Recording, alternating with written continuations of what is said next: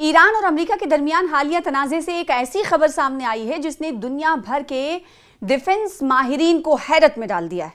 इत्तलात के मुताबिक एक अमेरिकी F-15E स्ट्राइक ईगल जंगी तैयारा मुमकिना तौर पर ईरान के एक ऐसे जदीद ड्रोन सिस्टम का शिकार हुआ जिसे माहिरीन जेलीफिश ड्रोन स्वार्म का नाम दे रहे हैं। अगर ये दावा दुरुस्त साबित हो जाता है तो ये सिर्फ एक जंगी तैयारी की तबाही नहीं बल्कि जदीद फिजाई जंग के पूरे मंजरनामे में एक बड़ी तब्दीली समझी जाएगी। नाज़रीन, अप्रैल में अमेरिका और ईरान के साथ जारी कशीदगी के दौरान अमेरिकी फिजाइया का एक F-15E स्ट्राइक ईगल तैयारा ईरानी हुदूद में गिरकर तबाह हो गया था।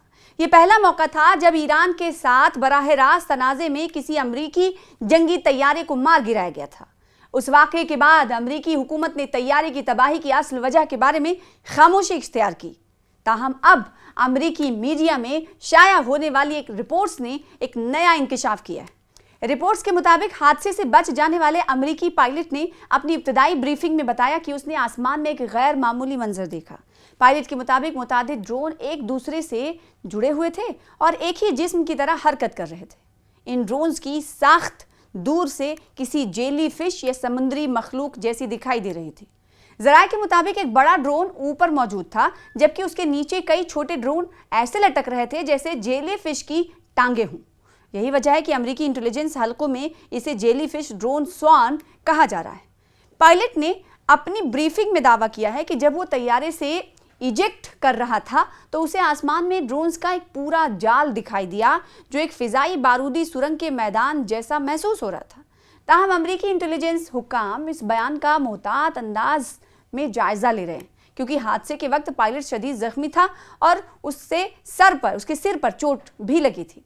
अब सवाल ये कि आखिर ये जेली फिश ड्रोन स्वार्म होता क्या है, इसके बारे में जान लेते हैं। दिफाई माहिरीन के मुताबिक ये दरअसल एक जदीद ड्रोन नेटवर्क है जिसमें एक बड़ा मदरशिप ड्रोन मरकजी कमांड प्लेटफॉर्म के तौर पर काम करता है जबकि मुतादिद छोटे ड्रोन उसके साथ जुड़े रहते हैं।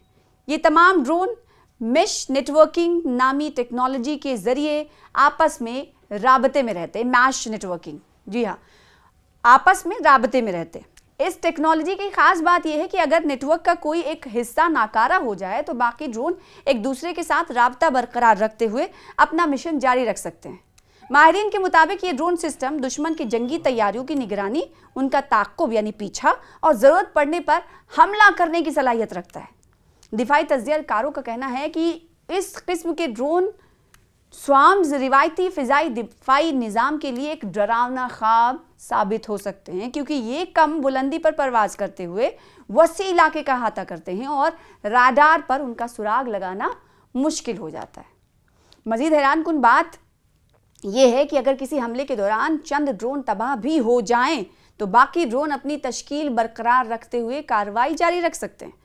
अमरीकी और मगरबी माहिरीन का ख्याल है कि इस नौइयत की टेक्नोलॉजी अब तक सिर्फ चीन और रूस जैसे ममालिक के पास मौजूद समझी जाती है, लेकिन अगर ईरान वाकई इस सलाहियत तक पहुंच चुका है तो ये मशरिक़ वस्ता में यानी मिडल ईस्ट में ताकत के तवाज़ुन को तब्दील कर सकता है।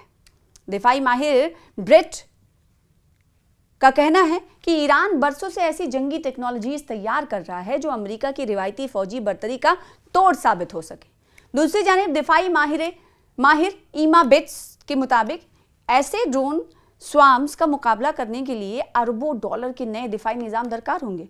नाज़रीन, ईरान ने अमरीकी तैयारे को मार गिराने के बाद सिर्फ इतना कहा था कि एक नए फ़िज़ाई दिफाई निज़ाम का इस्तेमाल किया गया है। ताहम तेहरान ने इस बारे में मज़ीद तफसीलात जाहिर नहीं की थी।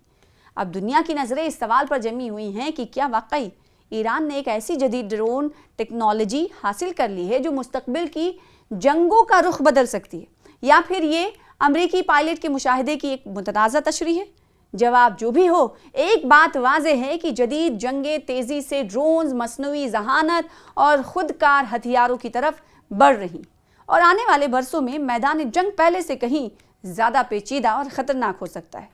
फ़िलहाल इस खबर में इतना ही। दीजिए मुझे इजाज़त और आलम इस्लाम की तमाम खबरों के लिए देखते रहिए न्यूज़ 18 उर्दू।